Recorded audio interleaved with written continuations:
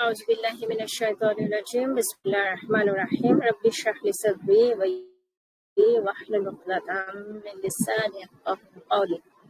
আপুরা, আমরা কথা বলছিলাম হচ্ছে যে এক সূত্রে গাথা নিয়ে আসলে। সো গত পর্বে আমরা খ্রিস্টানদের পারলৌকিক পরিণতি নিয়ে কথা বলেছি, ঠিক আছে? যে মানে পরকালে ঈসা আলাইহিসসালামকে আল্লাহ সুবহানাহু ওয়া তাআলা জিজ্ঞেস করবেন, এবং কোরআনে মানে আমরা এতদিন ধরে খ্রিস্ট ধর্ম নিয়ে যা যা পড়েছি সেই সমস্ত কিছু কিভাবে কোরআন খুব অল্প কথায় সামারাইজ করেছে সেটা আশা করি গত পর্ব থেকে ক্লিয়ার হয়েছে।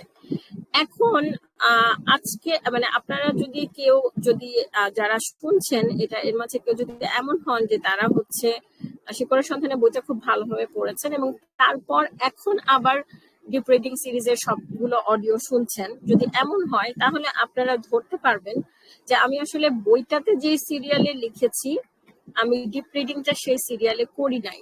তো আমি বইটাতে হচ্ছে আগেই ঈসা আলাইহিসসালামের মানে এই খ্রিস্ট ধর্মের এই বিবর্তন এই সবকিছু এগুলো নিয়ে কথা বলার আগেই আমি উম্মার 2 ভাগে বিভক্ত হওয়া এবং উম্মার 3 ভাগে বিভক্ত হওয়া নিয়ে কথা বলেছি। কিন্তু ডিপ রিডিং সিরিজে আমি হচ্ছে মানে উম্মার 2 ভাগে বিভক্ত হওয়া এবং 3 ভাগে বিভক্ত হওয়া এই জিনিসটাকে লাস্টে নিয়ে আসছি। মানে এখন আমি এই জিনিসগুলো নিয়ে কথা বলবো।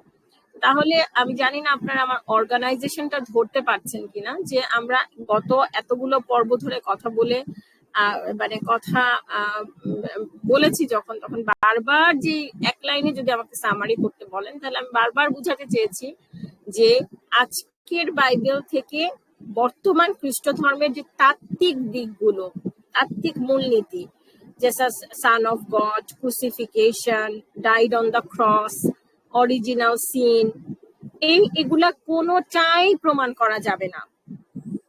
আবার বর্তমান খ্রিস্টানদের যে ব্যবহারিক দিক, তারা ড্রিঙ্ক করতেছে, তারা সুদের সাথে ইনভলভ, তারা পর্ক খাচ্ছে, এরকম অনেক কিছু হচ্ছে কন্ট্রাডিক্টরি টুয়ার্ডস হচ্ছে contradictory two what is in the Bible. তারপর আমরা এইটা বলেছি যে বাইবেল থেকে আমাদের মানে খুব এক্সক্লুসিভলি আমাদের নবীজি সাল্লাল্লাহু আলাইহি ওয়াসাল্লামের আগমনের ভবিষ্যৎবাণী দেয়া আছে। হ্যাঁ, সেগুলো নবীজির লাইফের সাথে মিলালে খুব ক্লিয়ারলি এটা বোঝা যায়। এবং এটা আমি মনে নেই আমি কোন একটা রেকর্ডিং এ বলেছিলাম কিনা। আপনারা যারা যদি কেউ শিকড় সন্ধানের বইটা পড়ে থাকেন তাহলে আপনার হয়তো ডক্টর লরেন্স ব্রাউনের নাম আপনাদের মনে আছে। ওনার কথা আমি একাধিকবার বইটাতে উল্লেখ করেছি। ডক্টর লরেন্স ব্রাউনের যে জার্নিটা ইসলাম ডিসকভার করার, সেই জার্নিটা খুব ইন্টারেস্টিং। উনি কিন্তু নবীজির জীবনী পড়ে তারপরে উনার কাছে মনে হয়েছে যে না, হি ইজ দ্য প্রফেট, এবং আপনারা তার আগে অনেক দিন ধরে সে কিন্তু বাইবেল নিয়ে ঘাটাঘাটি করছে এবং বাইবেল নিয়ে তার মনে অনেক প্রশ্ন ছিল। সেগুলা নিয়ে সে বিভিন্ন ঈদের কাছে গেছে, বিভিন্ন অথরিটির কাছে গেছে, ফাদার বলতে পারেন, বলতে পারেন, পোপ বলতে পারেন, কারো কাছে সে কনভিন্সিং অ্যান্সার পায় নাই।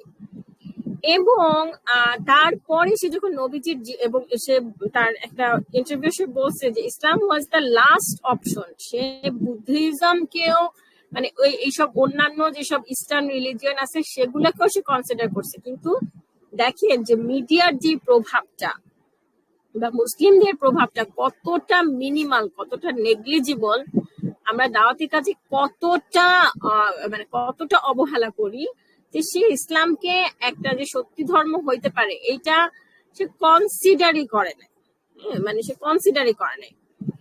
এখন এরপরে যখন সে নবীজির জীবনে পড়ছে তখন সে হচ্ছে মনে হচ্ছে যে না, মানে তো তাহলে কি দেখা যাচ্ছে যে যেই মানুষগুলো চিন্তা করে, এইটা আমি আগে একাধিক রেকর্ডিং এ বলছি, আমি যেহেতু কনভার্টদের সাথে আমার কিছুটা মেশার অভিজ্ঞতা হয়েছে, মানে যারা চিন্তাশীল তারা এই ট্রিনিটি, তারা এই সান অফ গড এইসব জিনিসগুলোতে তাদের কাছে খুবই পারপ্লেক্সিং লাগে। তারা করে, তারা তখন ঘাটাঘাটি করে এবং ঘাটাঘাটি করতে করতে করতে করতে তাদের ইচ্ছাটা যদি তাদের ক্রেভিংটা যদি জেনুইন হয় তখন তারা ইসলামকে খুঁজে পায়। এবং অনেকে দেখবেন যে এখানে স্বপ্ন একটা রোল প্লে করে, বিকজ আল্লাহ তখন স্বপ্নের মাধ্যমে তাদের যাত্রাকে সহজ করে দেন। এটা গেল একটা মানে আপনি যদি কনভার্টার স্টোরি পড়েন। আরেকটা হচ্ছে যে অনেকে আছে যে যাদের মনে এসব প্রশ্ন আসে কিন্তু তারা হয়ে যায়, তারা বিরক্ত হয়ে যায়, আর তারা কারো কাছে অ্যান্সার পায় না, তখন তারা নাস্তিক হয়ে যায়, কারণ তারা তাদের মতন লাইফ লিড করা শুরু করে। সো আমি বলবো যে Allah knows the best. Usually they are not true, they are not true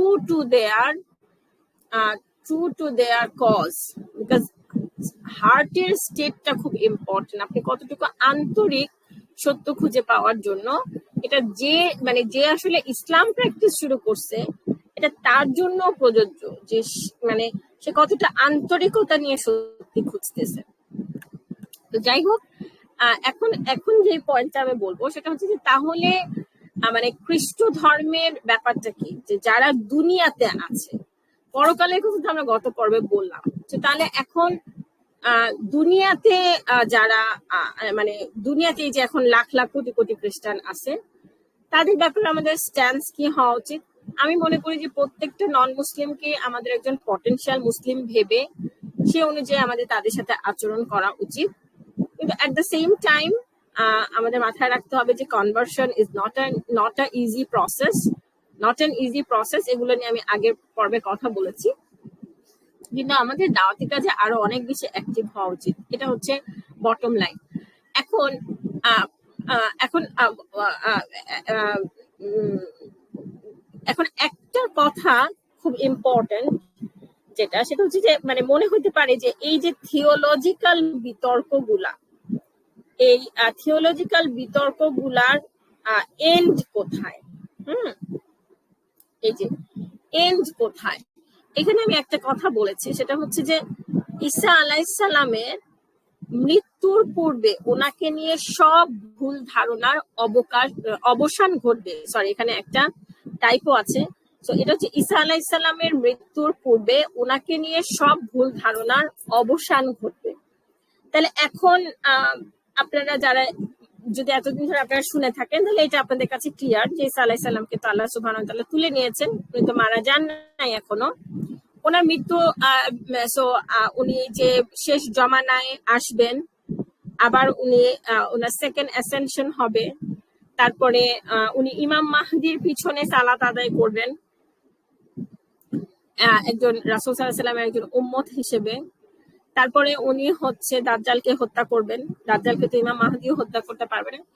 এই সমস্ত জিনিস আমরা কেউ কেউ হয়তো বা জানি, কেউ কেউ জানি না। সেগুলো আমি লাস্টের দিকের এপিসোড গুলোতে আমি আবার একটু বলবো। বইটা তো আমি সামান্য পরিমাণ উল্লেখ করেছি, সেটা আমি পরে আবার বলবো। কিন্তু এখন এখানে প্রশ্ন হচ্ছে যে ওনাকে নিয়ে ভুল ধারণাগুলো কি কি। তো বেসিক্যালি ওনাকে নিয়ে মানে মুসলিমদের আলহামদুলিল্লাহ কোনো তো ভুল ধারণা নাই। ইহুদিদের ধারণাটা কি এবং খ্রিস্টানদের ধারণাটা কি? তাহলে খ্রিস্টানদের ব্যাপারে আমরা আসলে তাহলে এইটা বলে আমি আসলে খ্রিস্টানদের ব্যাপারটা শেষ করে দিই, তারপর আমি ইহুদিদেরটা শুরু করবো ইনশাআল্লাহ।